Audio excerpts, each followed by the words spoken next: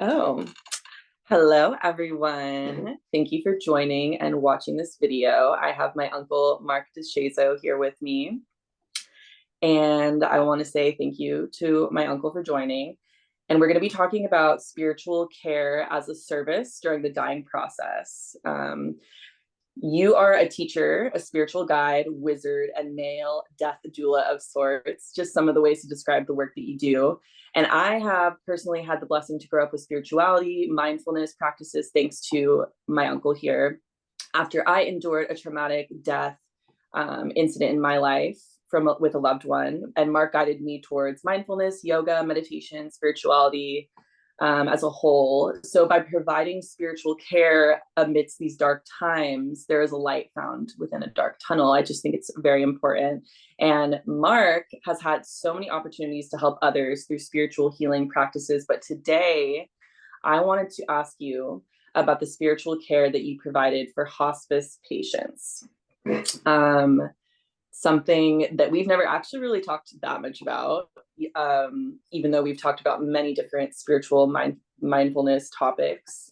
And one of my first questions is, how would you describe or explain your spiritual beliefs or practices?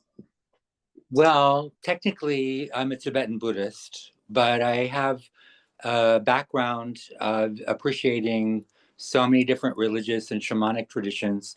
So I'm really very open. The Dalai Lama says kindness is his religion.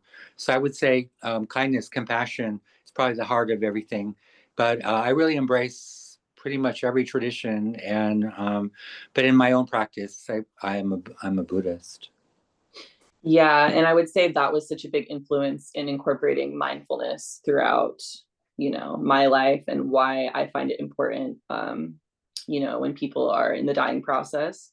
What led you to provide spiritual care for hospice patients? Like, how did you end up even doing that for the first time?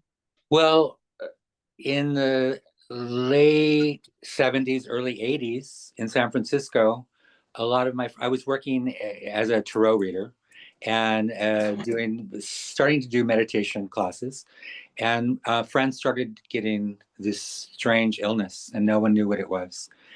And people started getting sick, and people started getting sicker, and very close friends started dying, and no one knew what was going on. It was very frightening, and people would disappear and vanish.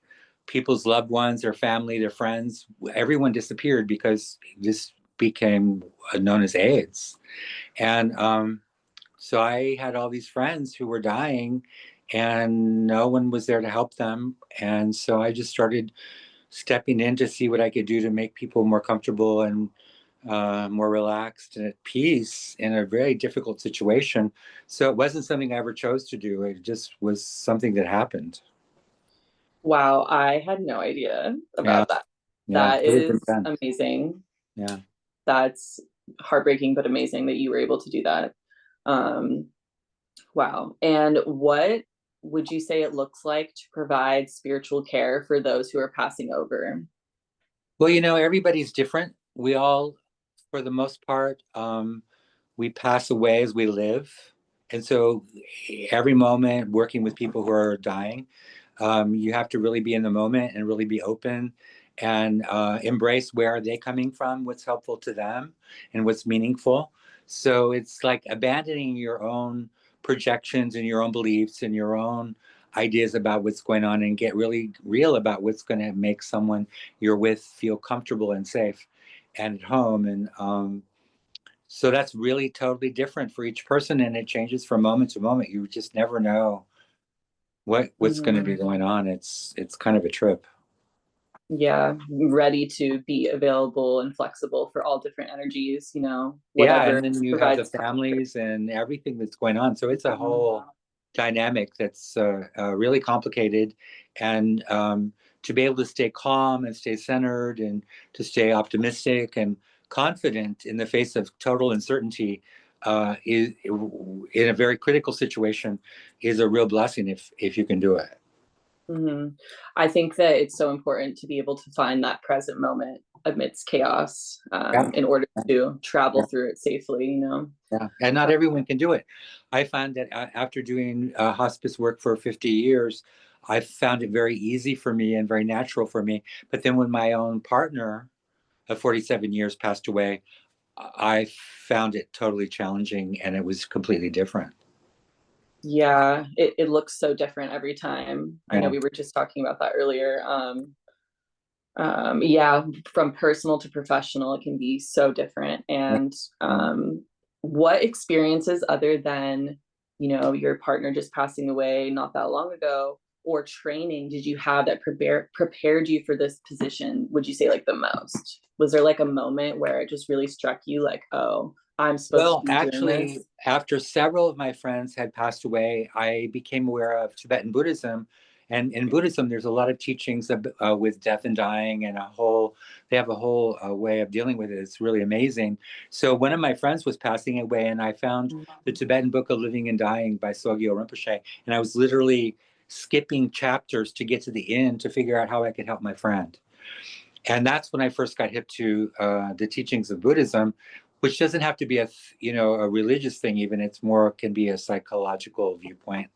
And so I found teachings in Buddhism really helpful, but also being around great meditation masters of different traditions, how calm and confident and relaxing, and they convey a feeling of safety and peace. And when Mm-hmm. people are leaving this world, they can be very nervous. So to convey a feeling of peace and well-being was something I learned from these great meditation teachers, and that was really helpful. Yeah, finding that absolute peaceful moment. Yeah, because if it's not real, people will feel it. And when people are leaving this world, they're very sensitive. And Mm-hmm. if people around them are nervous and afraid, it doesn't help them. So it was very much like a kind of a prolonged amount of different experiences you had of trainings and just Absolutely. practicing calmness for a while. Yeah, I'm always still learning all the time. Mm-hmm. A very close friend of mine passed away last month, and I learned an extraordinary things from that Mm-hmm. situation, and that's after doing this for almost 50 years. Mm-hmm. So Yeah. it's a spiritual path within itself, and it's profoundly deep and extraordinary. And in the indigenous viewpoint, one of the ways they describe things as the great mystery. So how to be comfortable and relaxed with something that could be the great mystery, it's tricky. So it's an art Oh, form, really. I just love that. That's so special, truly. I think we Yeah, can all incorporate more of that in our life. yeah. Um, Sure. and have you ever had a situation where like how do you support patients who have had different beliefs or no spiritual beliefs than your own? What does that look like? Let's say Well, it's it's really someone, funny because you know, uh, and they're passing over, like, you well, know, you so really try. It's your was job to be present with people with what their belief is. So if I'm with a Catholic, I try and be as Catholic as possible, as helpful. If I'm with a Hindu, I try and be as open as possible in that way mm-hmm. and supportive. And for people who are not religious or actually have issues, which is a very big thing. When I first started doing hospice work, most of the people I knew had been treated very badly by the religious families and communities around them. So they had been rejected by religion. So Mm, many people were passing away with no spiritual ground. And so for a long, long time, my job was to help people to figure out how to feel comfortable and peaceful and safe without a lot of the trappings of traditional religion. mm, Um, and at this point, if someone is truly traditional in any sense, I would automatically recommend that they pursue some authority in their tradition. But yeah, you provided a basis for those some of those people who didn't have anything to grasp onto when they well, were passing over, what's you really know. interesting is people who have no tradition or no background or have had been opposed to religion. It's amazing how they might become more and more open to things on their own as they get closer. And it's Mm-hmm. funny how people who rejected their own religion People who found it, unsuitable when they were younger, all of a sudden, as they get closer, that kind of can reemerge too. One of Interesting. my Everyone friends who has was such different experiences. one of my friends who was a hippie, free spirit, the most relaxed, peaceful person you ever could imagine. As she got closer to passing away, her deep Catholic roots emerged out of nowhere, which was really kind of a surprise. And we had to really Wow. work with that because Yeah. she had issues she hadn't even really thought about. Oh, wow. It's like bringing up past traumas or all kinds of stuff. Yeah, yeah. Well, Wow. people, fears and, death. My teacher, my guru, told us that in Tibetan Buddhism, where they talk a lot about death and it brings up a lot of issues and a lot of fears and concerns. But he said the reason for that is to encourage people to live a good life and to practice well. It's not that really it's so terrible. But in many traditions, death is a very scary thing. And you can see people, get nervous. Hmm. Wow, that's so interesting. All the different things that come up as they get closer. And yeah, I guess that kind of ties into my next question, which was what are some common spiritual concerns or questions that arise as people near death? And I guess one of them, like you just mentioned, is, you know, those thinking about past life decisions, situations, environments, energies they were around. Is there anything else that like you noticed was very common that came up a lot besides maybe like belief system, traumas, like what would you say is maybe the most common thing? Well, of course, people they regret certain things that they did Yeah. or regret certain things that they didn't do. So helping people to come to terms with things and see, how everything really has its place is like a really deep, it's a deep issue. Um, Wow. yeah, so it's Regret, that's that feeling of regret seems to be a common theme, and just thinking about their belief system, like what's happening after. yeah, like as a Buddhist, we believe in reincarnation. So we don't, we think, oh well, we've got plenty more time. Mm-hmm, But in many traditions, mm-hmm, it's not. It's like the end is over and that's it. And so people regret so one mm-hmm, of the things I find that in some traditions, it puts there's a finality about what's happening and it creates a pressure to deal with and process things in a certain way, where when it's more mm-hmm. open, it kind of changes the dynamic for sure. And if you have more time, then there's less worry and less stress to put Yeah. pressure on this lifetime. When one of my friends was passing away, the day she passed away, I went and bought a very thick book of fairy tales. It was like 500 pages. And it was something her father had read to her when she was a little girl. And I went and bought the book and I said, "Now, honey, we're going to read this book. We're going to read this book." And it made her relax. It made her relax Mm-hmm. because she felt like, well, if we have this book and we're going to read this entire book, I'm going to be here for a long time, and this is going to be something very beautiful. And so she became Mm-hmm. very peaceful and she passed away very sweetly. And it was because she felt like she had plenty of time, and that was what was good for her. That is so beautiful thinking about fairies as you pass away. I Yeah. love that so much. Well, she talked about how when she was a little girl, her father would read these fairy tales to her, and how Oh, fairy how it was tale. special to her. So I thought, well, then that's like, you know, Wow. in Buddhism we talk about holding the view, which is like, what is heaven like? What is heavenly? And for Mhm. her, heaven was her father reading her fairy tales. Wow, that is such a beautiful story. Yeah. I love that so much. Um, wow, and so there's the contrast of having those beautiful moments, while taking care of hospice patients. But as we talked about earlier, there's also challenges too. And I want to talk about the biggest challenge you would say, kind of like what we talked about earlier, and what that looks like. Yeah, Well, of course, with all situations, everyone's different and things are always different. But one of the things that I have found them to be the most challenging over the years, which is really kind of strange, is you Mm-hmm. can work for a long time with a friend, because everyone becomes my friend and I'm their friend, is you can work with a friend for many years and help them become very peaceful and serene about the whole thing, and they can be really good with it. And then some relative who they haven't seen in 10 years shows up and wants to bring up the old, all kinds of things. So, Yeah, that trauma, all the yeah, whatever. Yeah. yeah. So a lot of times the challenges can be navigating and dealing with not only, the issues with the patient, but also the family can become a very, very big factor Mm-hmm. in what's going on. If people are calm and serene and peaceful, it has a very deep effect upon the transition. When Mm-hmm. people are upset, which is quite natural, I mean, it's very painful and difficult. It's the worst. Uh, Yeah. some cultures, you navigate that differently. There's a there's actually a way to look at it. Mm-hmm.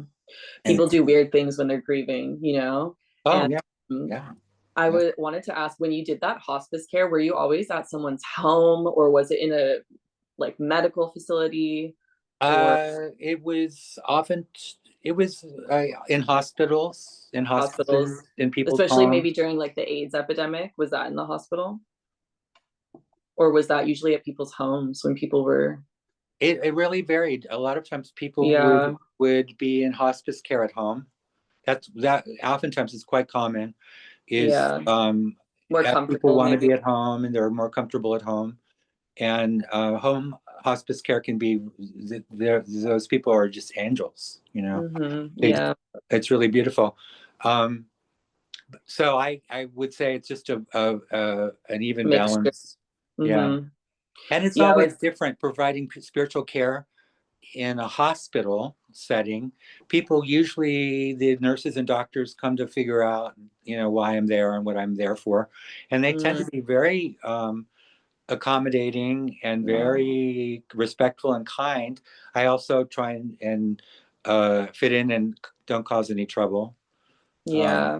you know, Yeah, that's so interesting. Because it really depends on the environment too, and then being able to many different factors depending on the environments you're in, like while maintaining that spiritual energy and care for the patient. It's definitely seems depends where you are. and it depends on what you're comfortable with too. I mean, when I was Mm-hmm. a little kid, when I was like 4, my grandmother would take me around to nursing homes to visit the elderly people, and I would, they didn't have service dogs then; we had service children, and I would go and I would go from room to room and talk to them and cheer them up and bring them cookies and my Oh, you grandmother, were always doing this. yeah, well, it was like I was raised to be, in an evangelical Christian background. That was what Mm, we were taught to do. And it wasn't until like very recently, like last week, did I make the connection. When I was getting ready, to be here with you, I realized, oh, actually, I started this much earlier than the 80s. It was, yeah, yeah, that's so wild. I didn't know that story either. I'm learning so much about you yeah. from this conversation. I had no idea you did that when you were a child too. I think that says so much about people who are supposed to be taking part of this role in spiritual care amidst palliative care, and combining the two and creating that sense of peace for everyone. And I think that for the people that I have known, my friends that are involved in doing hospice work, it takes a certain kind of person, and usually there's a reason why they're that kind of person, and it oftentimes it's something very deep, and Mm. it's a blessing because not everyone can do it. It kind of sounds like it's really your kind of life, one of your life purposes, or it's not. It's really like a calling, or it's not, to be able to provide this for people, would you It's say? either like a calling, or I've also been shocked to find how many hospice chaplains who I asked them, how is it that you came to do this work, which is a blessing. And a lot of times it turns out to be that they didn't know what else to do. Wow. Yeah. Wow, that's interesting. Maybe it spoke to them so much that they were like, well, here it is. Yeah. Well, like with me, I would have never in a million years would have ever thought that that was something that I would do. But And you know what? I think about like the AIDS epidemic that you mentioned, because I yeah, didn't know that about you. yeah, And it was such a time where everyone is passing away, and it's like, well, you needed people to do this, right? It was a necessity at one And point. there are the people that when there's a fire, they'll run in to help rescue, and then there are people who run away. And there were some amazing, amazing doctors and nurses who did amazing things. And there were some people who volunteered and helped and did amazing things. And a lot of people were scared and ran away. And death is a scary thing. Even, in normal circumstances. I mean, there's an old joke, nothing clears a room faster than a dead body. And, It's good. and You got to keep it humorous as well, well. that's something Bring that that that actually it's so serious and so intense. It's yeah, laughing through the grief. I think it's really alchemizing that energy in a lot of ways. well, there can be some very, very funny moments, but you have to always be very, very sensitive and very present. Yeah, I think we've both experienced very funny Oh yeah, moments throughout grief that we shared as yeah, I grew up, while you were taking me to yoga. yeah, yeah. Well, Many, many other stories. um, and this is just such a beautiful conversation. I wanted to ask you one more thing because you always uh, have such amazing way with words. And my last question is, if you could share one piece of wisdom from this work, what would it be?